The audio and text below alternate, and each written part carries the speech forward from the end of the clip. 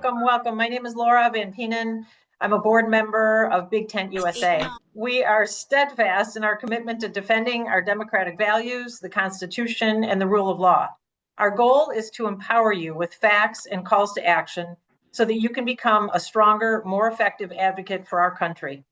As always, we would like to start things off with a specific call to action. Courier Newsroom has updated its online map that identifies ICE detention centers that are coming to your neighborhoods. BigTent USA created a quick one-page guide with steps that people can take to push back.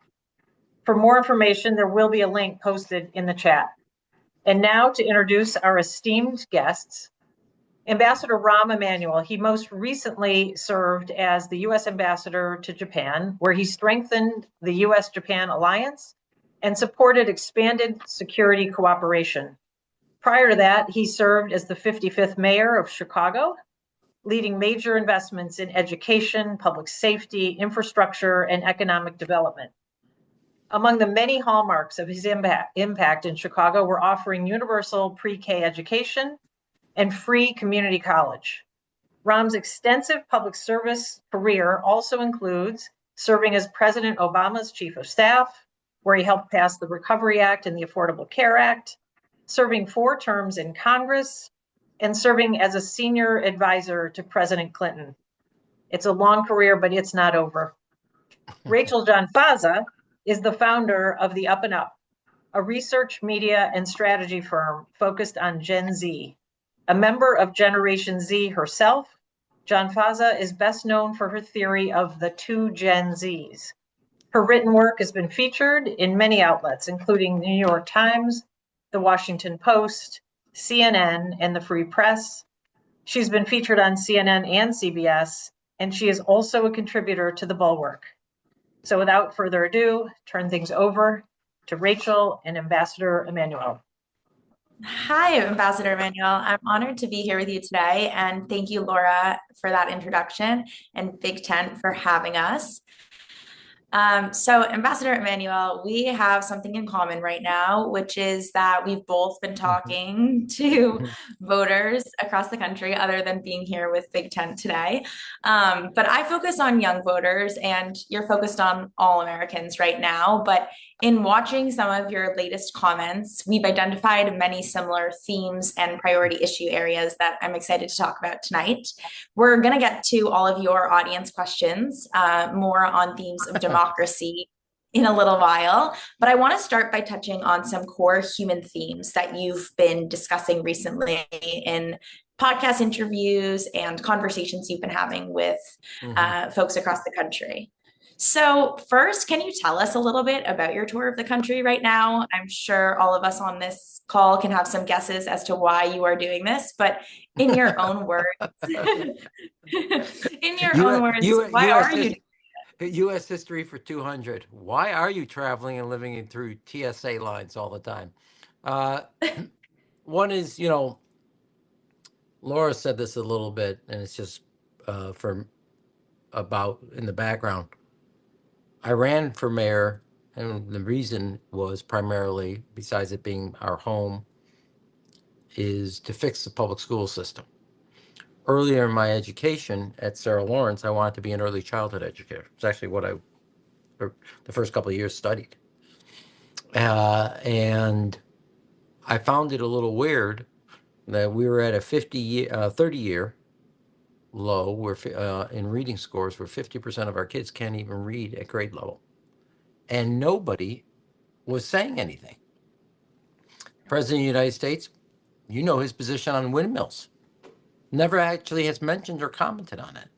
And I also started in politics when there were leaders like Bill Clinton, Governor Hunt of North Carolina, Governor Riley of South Carolina, Governor Winter of Mississippi. I mean, these guys were in the forefront of fixing and responding to a report called A Nation at Risk. And I think I follow politics a lot. I can't find a single person that are 4 governors that are that are like, those guys know what they're doing. So I was, as somebody that reads a lot about it, I decided to go to Hattiesburg, Mississippi and Water Valley, Mississippi, because Mississippi went from 49th to 9th in reading scores. And if you look at everything about Mississippi, that'd be like the last state they were at one time were the last state. And I've made education a hallmark of my public life. We fixed our public schools or got them on the right path. To when I left Stanford University, Sean Reardon called it the single best of the top 100. Our kids were in graduation rate, reading scores, math scores in the 98th percentile in America. We reformed our community college system. And that's the primary thing. I don't think as a country, we're at a break point. And you're not going to get there with 50% of your kids not able to do reading at grade level. We have states that are graduating kids from high school that missed 20% of the year. That's impossible. And nobody seems in the office of responsibility of any offices to take this as a national crisis. We've decided windmills are a national crisis. They cause cancer. And so we're arguing about redistricting. We're arguing about everything that doesn't have anything to do with fixing a problem. And so that's why, if I decide to run for a higher office, it will be to, I think, address the problems that are facing the country. Yeah, I really appreciate that. And it's also a national security issue if we don't have a well-educated next generation. That is true, but if I can, Yes, please. having been in Hattiesburg, Mississippi, up in Howell, Michigan, where I talked about vocational ed, is it a national security issue? It is. You're not wrong. But a parent sends a kid to a school not because it's a national security issue, but because they want their child to succeed in life. It's an opportunity issue.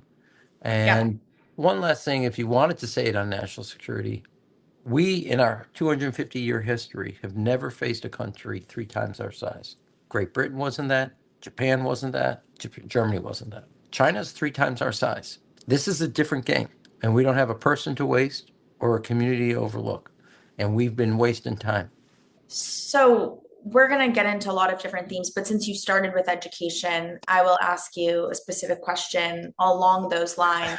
What do you see as the biggest problems in K through 12 education today? And how do you see those potentially getting worse or hopefully getting better in an AI dominated era? Well, before we get to AI, which is also across the board, not just education, as a game changer. And I referenced the earlier time when Governor Clinton and Governor Hunt were in the forefront. People did not know what to do, but you had leadership. The irony of today versus then is actually we do know what to do. Mississippi showed you what to do on reading. The difference is today we lack the will. So 30 years ago, we didn't know what to do, but we had political will. Today, we know what to do, but we lack political will. Big difference. It's the inverse. So bracket the elementary years, I would return to the fundamentals on the science of reading, phonics, and the science around math. Just get back to the fundamentals and put the time into it. And hold schools accountable for results. It's okay you don't teach to the test, but you do have accountability in the system. The moment we dropped accountability is exactly when our reading scores collapse in 2012. It's pre-COVID actually when it stalls out. A 30-year progress. So return to fundamentals. The high school years fundamentally reform a different model. Now, I happen to think we did the right things in Chicago, which is how we drove our graduation rate to the fastest pace of growth in the country, 7 consecutive years, where we ended with 83% kids graduating from high school, having started it in the mid-50s. First, most importantly, nobody could get a high school diploma in Chicago without producing a letter of acceptance from a college, a community college, a branch of the armed forces, or a vocational school. Every child, when they walked on graduation day, could tell you where they were walking to. And we got 98% compliance. Second, 50% of our kids graduated with college credit when they graduated high school. And I would set a national standard on both of those, but national standard that 100% of our kids have to have college credit graduating high school and a minimum of 10 credits under their belt. They get confidence and their parents save money. And then third, we were the first city to do this. If you got a B average, we made community college free. And so it redesigned the high school years from a diploma driven to a college career preparation. So return to the fundamentals, fundamentally reform. That is the guidance, if you ask me what you would do. And again, across the country in La Crosse, Wisconsin, Franklin, New Hampshire, Spartanburg, uh, South Carolina. I have seen people making these changes without the help of Washington. And what you want to do is accelerate it. We have 1,200 community colleges across the country. And these are not people seen, heard, or respected by Washington. It's actually the center of the economy. And then it's interesting to me when I went down to Mississippi, Alabama, Louisiana, and Tennessee that border it all replicated the phonics model and all saw similar high stick growth. We know what to do. We just got to make it happen and now have the political will to adopt the teacher training, two, the accountability for students. It's that simple around a proven reading model. And I appreciate what you're saying about college and career preparedness. This is something I think a lot about. I actually just worked on a report about what I'm calling Gen Z's preparedness paradox with a partner, Lori Cashman, Visible Ventures. But basically, this project was about the fact that so many young adults today end up graduating from either high school or college and are facing a job market that is incredibly daunting, with entry-level jobs dwindling, and they've been preparing for what comes next. And it's a preparedness paradox, because even if they're credentialing themselves and reaching for these next rungs of the ladder, it doesn't always end up getting them where they want to go, especially with the threat of AI to the job market. And so I'm going to weave this into another theme you've been talking a lot about, which is community connection and the alienation of certain groups. You've talked a lot about young men in particular, and this idea that young people, as these rungs of what it looks like to prepare for your career and your future are changing, are searching for meaning, purpose, and attention. How should we work to instill meaning and purpose in young people through their education at a time when, on the edge of a technological revolution with an AI, that meaning and purpose is becoming increasingly harder to find? Yeah. So two things, or three, four. One, in 2015, it was my second inaugural as a mayor. I just, usually you speak about 20 things or 10 things, or I decided to dedicate the entire speech to the unseen men of the city of Chicago. You could see then this early stages of what I would call alienation, self-loathing, a sense of they had not inherited, but they had adopted almost a sense of failure. And it was leading to horrible alienation. And we did a lot of different things in Chicago, which I think is a model. We took a University of Chicago pilot called Becoming a Man and made it the largest mentoring program in America. And it was the inspiration for President Obama's My Brother's Keeper. So a lot of young men are growing up without a role model, a father, like my dad was for me, and hopefully I was for my three kids. And they have adopted this sense of failure that is just an awareness and an emptiness in their eyes I would never accept in any one of my children. And we've let it become a norm. So that's one. Two, on a more practical, and I think, I've said this before when I was mayor, I believe this, there are three doors a child walks through that will determine their life. The front door of a home, the front door of the school, and the front door of the place of worship. And if one of those doors are closed, it will adversely affect a child. And each of those doors create a community that gives that child the security to take risk in life. Now, beyond the mentoring program, I have talked about a universal national service for every high school kid on their senior year, 6 months mandatory national service. Go clean up a river. Go tutor a kid. Go do some forest restoration. I don't care what you do. Just find the community and the binding and belonging. Yeah. Part of what I also, when I talked to you about the reforms we talked about in high school, if you look at, I don't want to say data, but the period in time in which we lose kids the most is high school, meaning they disengage. And what we did is bring college through the dual credit, dual enrollment, advanced placement, international baccalaureate. We re-engaged kids because they were ready to take a step, not waiting for 18. but made them more engaged, which was, I think, kept them very focused. But the other reason I'm big about reading is, somebody else said this, but I've adopted it as my own. Kids start dropping out of college in third grade. That's when they start. And so you have to engage children very early and give them purpose. AI is going to be an incredible transformation. And like every technology, there will be something good and something very bad also. Now, a lot of people talk about an answer, and it's not wrong, but it's not the answer. It's a answer about a kind of guaranteed income. But a guaranteed income doesn't give you meaning or purpose. What you do in your life, whether as a parent, as working where you work, that's where your purpose is. And in a time in which you're saying one piece, there's all this already alienation and self-loathing, and another piece of technology that's going to take a whole nother swath of people and take away their meaning and purpose. That's going to be one of our biggest challenges as a society, is helping people create connection. I don't think it's an accident, I'm now jumping around here. I don't think it's an accident that the Pope has touched a chord to people that aren't Catholic. He's not just touched the Catholic community, because I think there's a spiritual yearning in this country, in the developed world, that is absent. And he has lit that fuse, and thank God. So I think those are a couple things, and there's stuff that's done in the public sector, and there's stuff that's done in the community, and giving people a sense of belonging and being part of something is going to be important to whatever we do next. Totally. And we're already seeing young people lean more into religion than they had been for the past few years.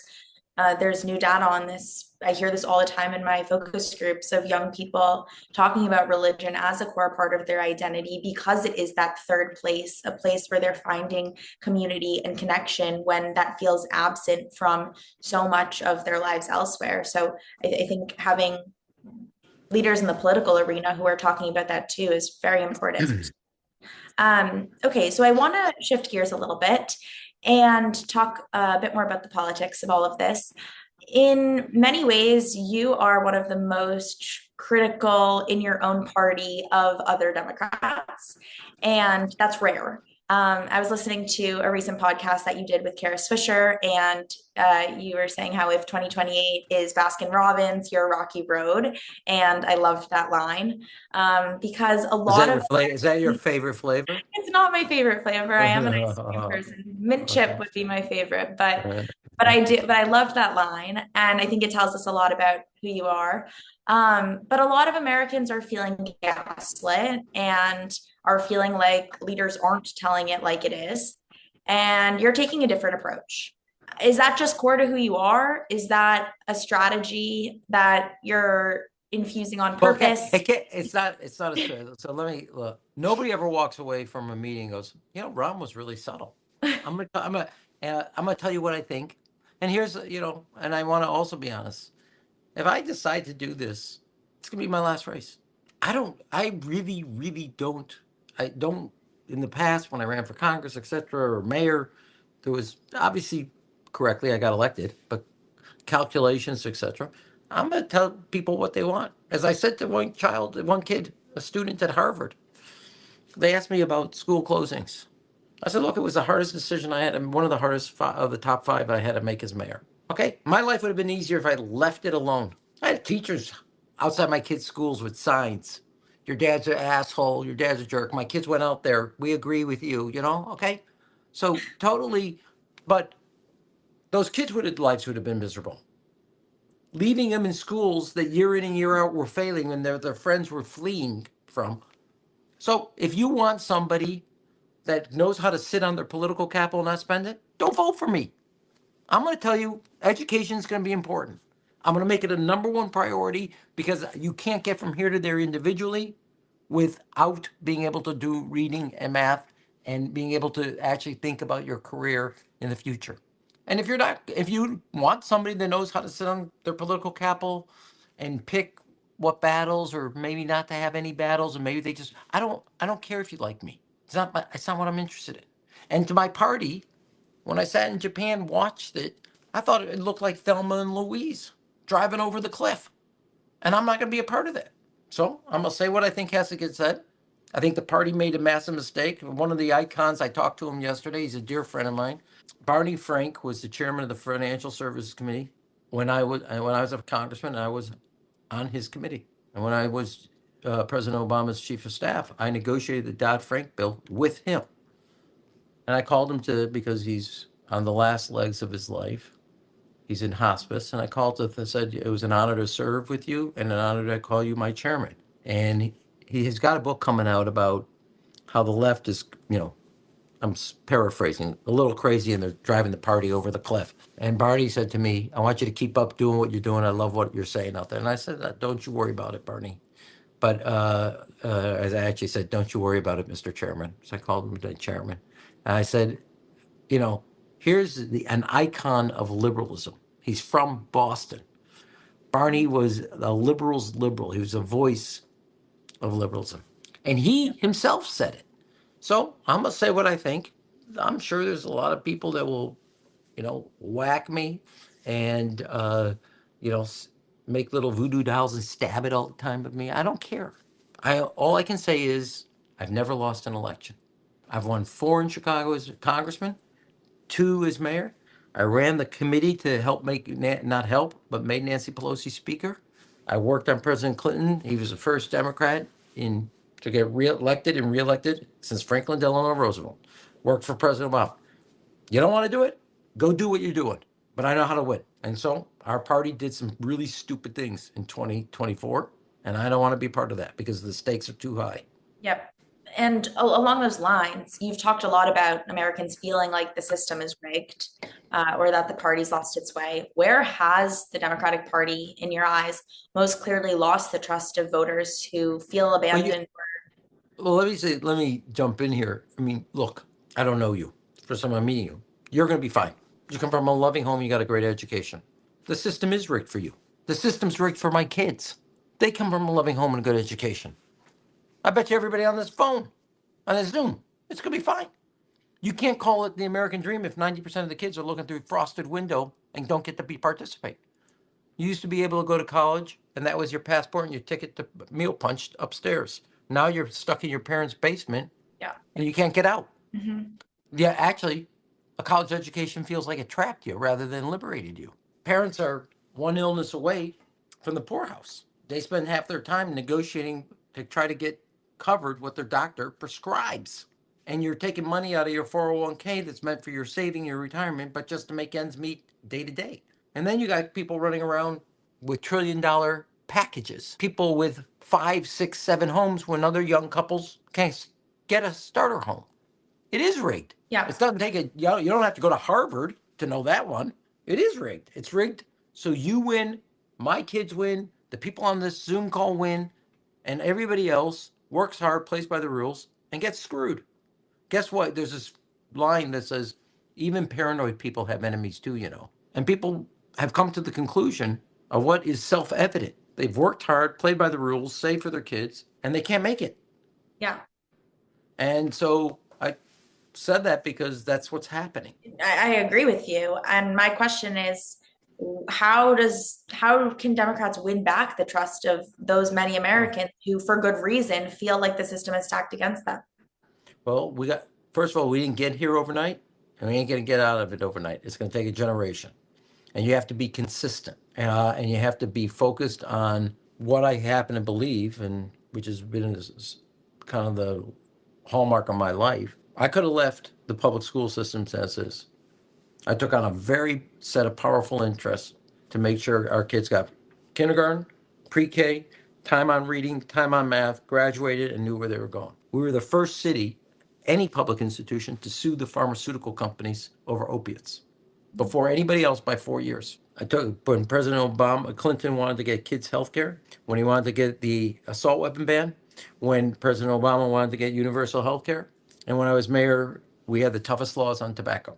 I've never walked into a ring where the special interests did not walk out with a bloody nose. And so that's my hallmark, and not only my hallmark, but our hallmark as a party. These very powerful interests have been holding back the country. They have both a political, financial, economic, and legal hold on this country. And this, and especially in Washington, needs somebody that knows how to swing a 2x4 for their forehead, because that's what it's going to take. And the party has to consistently do that. And I'll give you one example. It's more of an illustration of a point, but this to underscore this point. I was the first person that called to ban social media apps for kids under the age of 16. I believe an adult should raise an adolescent, not an algorithm. And today, an algorithm, algorithm not only raised, I'll just say this, I've never run into a parent anywhere I've traveled in the country that said, you know what my kid needs? More screen time. I would like them to be on their telephone a lot more. It's insane. And a lot of people think it's too hard to take on Facebook, Google, TikTok. Make my day. Throw me into that briar patch. Nothing would make me happier to get into a muscle and an arm wrestle with those guys. Because I really do think they're screwing our kids over. They're stealing their adolescence from them. That's how you do it. You show them who you're going to fight for and who you're going to fight against. And you're clearly waging some of these big fights or talking about it. And you've floated a 6 for 26 framework with some of these ideas that you have to raise into the awareness and into the conversation ahead of midterms. Can you tell us all more about your 6 for 26 framework and why are these the principles that you've decided to lean into? There's two things that I think is, one is you got to start politically. While Trump has gone to the lowest level, Democrats have not improved. Now, the generic has improved, and this, I believe, is going to be a very big Democratic year. But they're voting against Trump, which is where this is. There's a referendum on Trump and the Republicans, and they're going to have their comeuppance, and they should get more of it.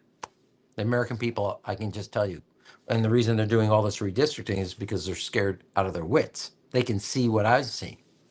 So that's one. In 2006, we did a 6 in 2006. In 1994, the Newt Gingrich and the Republicans did a contract with America. I believe you should lay out a 6 in 26. Here's what we're going to do. A ratepayers' Bill of Rights, patient cost control, a minimum wage, an ethics package that cleans up all of Washington, not just the members of Congress, but the executive branch, and what you're going to do on social media for kids, and what you're going to deal with the predictive markets and et cetera. Just, that's my list. I don't care. Just present the people. Here's what we're going to do. Here's what we're going to run on. And it will not that anybody's going to remember this item, that item, etc. But they'll know that you have something to say. And it will create unity for what you're going to do in 2027 if you get the majority. It's not only going to help you win elections, it's going to help you guide your priorities if you're successful enough to get the confidence of the American people across the board. Yeah. And I think what I'm hearing from young people, at least, and I know this is not just true of young people, it's true of a lot of Americans, but people are tired of fighting against something and want a vision that they're actually voting for. Well, they're going to fight against Donald Trump because, trust me, this is going to be one big referendum. You can feel it. Yes, but it is worth having a forward-looking vision, and I think whether it's those 6 ideas or 6 other ones, you're starting to bring some of that to the forefront in a way that is duly needed. I'm going to shift now to some of the audience questions, which we've gotten a lot of, and we got some even before the Zoom started, but we're definitely getting them as this is going on as well. So just here are some questions from the audience. How can we modernize governance by turning norms into law? For example, tax transparency, you talked about pushing back against corruption, but limits on pardon power, insider trading restrictions. Those are just some of the examples that okay. No, I think it's a good question because I think one of the things that I assume the question's directed at is a lot of things that you thought somebody wouldn't do. Donald Trump has broken that kind of the glass, and once you break that glass, you can't put the genie back in the bottle. I personally, having worked on this as a member of Congress, as a mayor, we passed 4 different ethics packages, comprehensive, top to bottom, 4 different sections. We got outside of federal oversight of our hiring. They gave us a good housekeeping seal that we could do that, ended 20 years. So one, I would work on cleaning up Washington and giving it a good power washing. The executive branch, the legislative branch, and the court. I never thought in my lifetime a president would have investor day for a private business that he and his family owns in the White House. It never occurred to me. So clearly we need a law to fix that. Now, when I was in Congress, when I was mayor, when I was chief of staff, I set up a blind trust. The idea that you're in there making money, I can't believe that. Shy. Now, members of Congress clearly are trading stocks in front of companies that have interest in what they're legislating on. My view is you're north of X, whatever the dollar amount is, net worth, you have to have a blind trust. It's a mandatory. And the court should not be in the position of taking gifts and travel from people that have interest in front of the court. It's crazy. So all of Washington, not one branch, needs to be fixed. That's where I would set it, because that's the first level of trust, that you have taken a system that is self-dealing, self-serving, and self-enriching, and clean it up. And that's how you don't take a norm, but you make it the law of the land. If you were in Congress or in congressional leadership today, what would you do to effectively push back against this current administration? Win the election. That's why I'm traveling around the country helping them. Look, there's the reason every day Trump wakes up trying to figure out how to rig the election, because he knows what's going to happen when the voters show up. I'm of the view which President Obama used to say, which is why I've done electoral politics. Elections have consequences. Mm-hmm. You win the presidency, guess what? You get the Supreme Court next time there's an opening. You don't win it, the other guy gets it. Elections have consequences. Yeah, and along those lines, someone just put in the chat that they are asking, what should we do about the Supreme Court? Should it be? No, here's what I've said. My view, when you're 75, you can no longer serve in the executive branch, legislative branch, or the judiciary. You're over.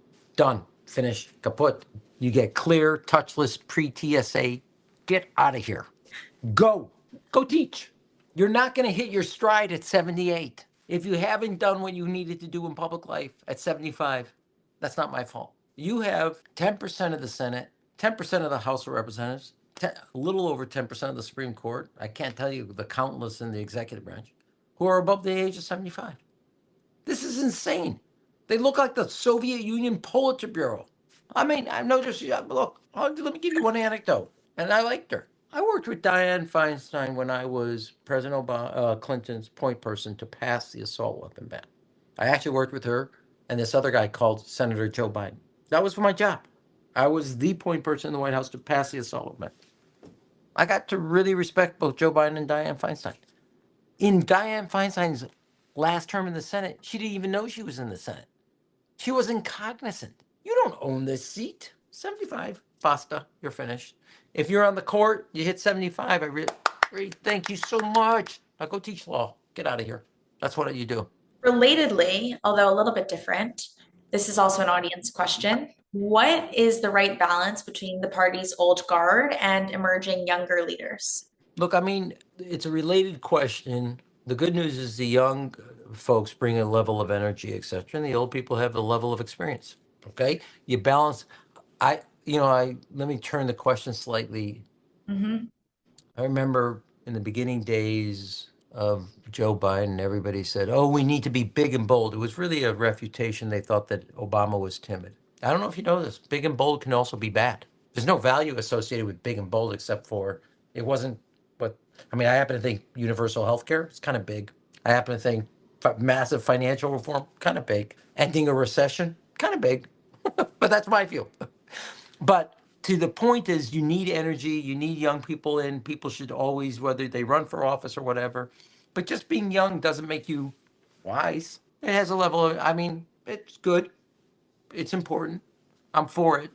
That reason I have the arbitrary age is so there is a sense of new energy and new purpose. I don't care if it's term limits, and I don't care if it's an arbitrary age 75, but across the board. And so the party will work it out. And I'm less about, there will be a fight about generational. That's good. I happen to want a different fight. I'm about strength versus weakness. You can have young people, and what if they're weak? Mm-hmm.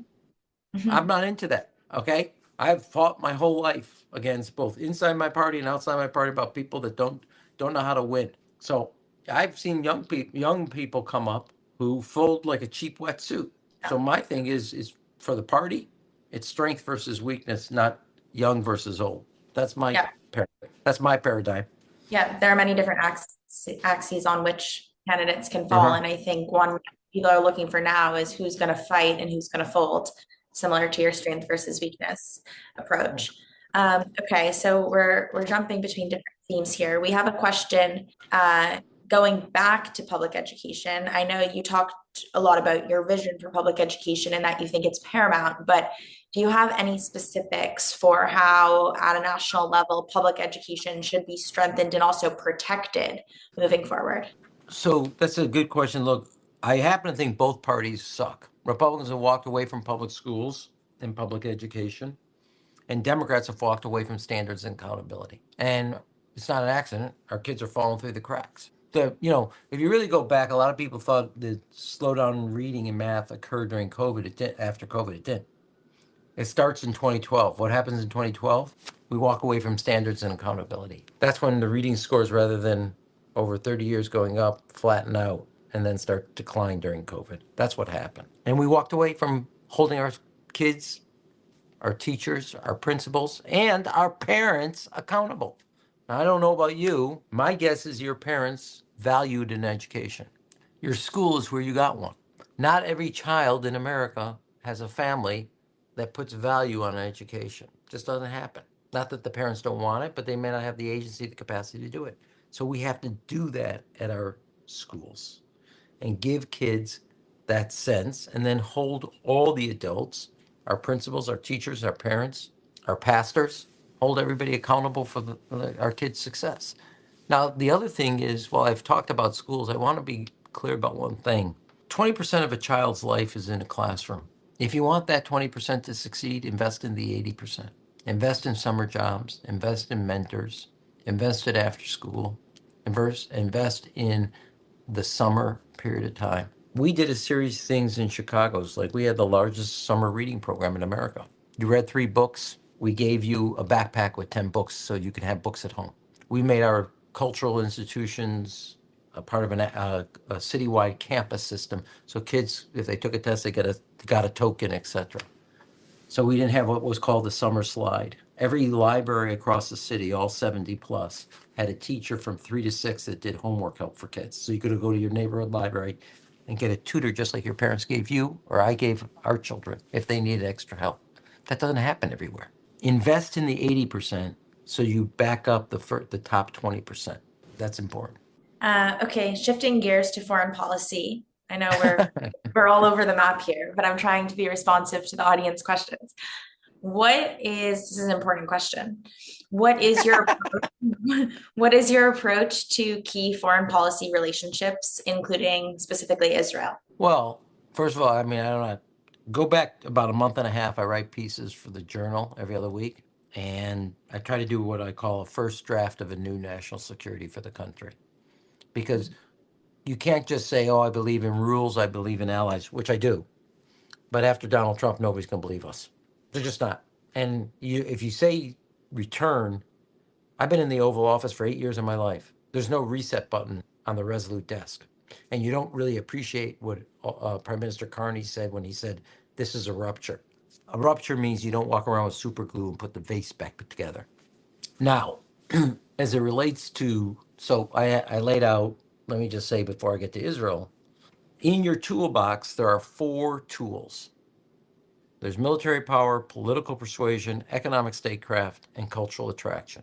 This president has destroyed economic statecraft, doesn't use the political power of America, and has damaged the brand of America, and he's reduced our entire national security down to our military capacity. There are all these other tools that are in your toolbox. So if you strengthen those instruments, you can engage in every region. You have to reorder the priority. Take Europe. I would, to re-energize NATO and to reassure Europe we're serious about their deterrence against the Russians. Anything west of the Rhine River in Germany, if it's not essential, move it east to Poland, Latvia, Estonia, Lithuania, Romania, the Czech Republic. Create a new reinforced front line to confront and embolden Russia. As it relates to the gray zone attacks that are fires that are breaking out, other types of cyber attacks, have a new protocol so the Russians know that if you cross this line, it's all of us. And then third, engage Europe in a new economic agreement around supply chains and supply chain vulnerabilities. and also our emerging technologies from fusion to quantum computing to life sciences, etc. The Mideast is different, and if you want specificity about Israel, I've been clear about a couple things, and I'll just lay them out. One, no more taxpayer subsidies for Israel buying weapons in America. They can buy them like every other ally buys them, with the same restrictions that every other ally. I don't think the United States Senate should be picking this weapon, that weapon. They can't even pass a budget. For all of Israel's existence, the United States, not all of it, but for the last 30 years, we have subsidized Israel's purchase of weapons to the tune of about $3.5 billion a year. Even the prime minister said he wants to end it. Now, he wants to end it in 10 years. I'm for cold turkey. Because I will tell you one thing. I worked for President Obama when we negotiated the startup of the Iron Dome. We funded it, largest military package. You can't pass it today. So it's just a fait accompli. Second, now I got into a long fight with Prime Minister Obama when I was Prime Minister Bibi Netanyahu when I was President Obama's chief of staff, to the point that Prime Minister Netanyahu publicly accused me of being a self-loathing Jew. It was over housing in the West Bank. I said, if you stay on this course, you're going to isolate Israel, and it's going to be against Israel's own economic and security and political interests. Now, that was 20 years ago. A lot of other people were lip syncing his crap. I told it to his face, right to him. And I said, this is not in America's interest. We're for a two-state solution. What you're doing is going to destroy the chance. Now, there will never be a river to the sea. There will also never be a greater Israel. When the Palestinians rejected at Camp David, 98% of it, I was critical of them. When they rejected it in 2006, critical of them. The prime minister at one time used to be for a two-state solution. He's walked away from it. Now, that's America's policy. I don't think we should walk away from it. So my attitude is we should have a 23-state solution, which is if Israel and the Palestinians agree and work towards an agreement, is Palestinian sovereignty, Israel's security to be represented, then the 21 nations that make up the Arab League have to recognize Israel and do full diplomatic relationship. So a 23-state solution, not a two-state solution. And to me, that's the answer. Then Israel will fulfill the dream of Ben Gurion, that it will be a nation among nations. It's both in Israel's economic, political, diplomatic, and strategic interest. That's how you address this. But America will stand by Israel as it takes risk for peace. We will not be a party to undermining peace and security. And I happen to think what the settlers are doing and the violence they're committing is not in Israel's interest versus in the United States. And I want to be very clear. Nothing I'm saying here today hasn't been said by leaders of the Israeli Defense Force who think what's happening today is endangering Israel's security. Along the lines of this conversation, we are seeing the way that the conversation around Israel is playing out at the national level, and Israel has lost a ton of support from Democrats across the board, young Americans in particular. They lost a ton of support among Americans, not a party. It's also true among Republicans. Anybody under the age of 30? Yes. They lost regardless of party. So my question to you, though, is do you think there is room for nuanced dialogue like what you are suggesting in the Democratic primary field? I believe there should be, but do you think there's space for that right now? And do you think that the American electorate is willing to have this conversation in the way you just laid it out? I may be testing that. We'll see. It's a hypothetical. I don't know. I think so? Yeah, I do. What I actually think, I mean this seriously. I didn't need this war to know what was going to happen. I said it to the prime minister's face 20 years ago. There's a lot of people thinking about running for president who used to lip sync what the prime minister was selling. I didn't just whisper it. I told them what you're doing is going to destroy the state of Israel and isolate it. Israel has never in its history been more strategically secure, and it's never been more isolated than ever before. You have great scientists, they can't go to scientific conferences. You have great artists, they can't participate in cultural activities, they can't travel. In the last 3 years, under Prime Minister Netanyahu, they've lost European public opinion, they've lost American public opinion, and the only diplomatic victories they had is Somaliland has recognized Israel. Great. You traded America and Europe for Somaliland? As my grandmother would say, such a deal.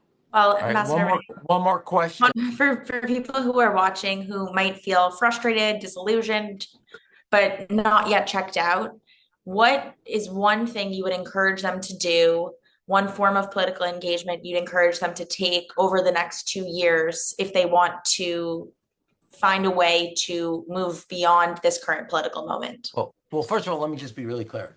I don't know everybody on the phone, and I don't know if I'll ever talk to you again. You won the lottery of life. You're in the greatest country in the world, and you're living on the high end of that. You won the lottery ticket of life. You don't deserve the right to be cynical. Grow up. You're on this Zoom. You're in the top country, top of the game. You don't have the right to throw in the towel and say, I don't like it, I'm cynical. Get involved in your neighborhood. Go tutor a child. You don't have that right. You have a responsibility to give something back because you have been given a ton. That's what I would say. There's no place for cynicism. There's no place for negativity. There's a responsibility to give something back and be engaged. If you think when I started, this was one linear line up, are you kidding? You get smacked around. Go read Teddy Roosevelt's speech about timid souls and those who live in the arena take dust, sweat, and grit. This is a hard, hard fight. But guess what? This country's worth fighting for.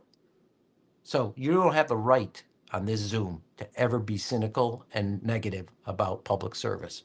I don't care what you do. You don't have to do what I'm doing. I happen to think the person that joined the Marines is doing public service for this country. I happen to think the teacher, the tutor, the police officer, get involved in your community.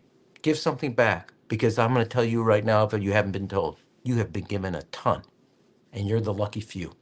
You have no right to be cynical. Thank you so much, Ambassador. I know a ton of people on the chat are agreeing with you full-heartedly right now. So thank you for that message. I'm going to turn it back to Laura. I'm going to go and have dinner with my wife to tell how I have to be a better husband. See you later. Thank you, Ambassador, and thank you, Rachel. And as you promised, Rahm, you were not subtle. No. Thank you. Thank you, everyone, for joining.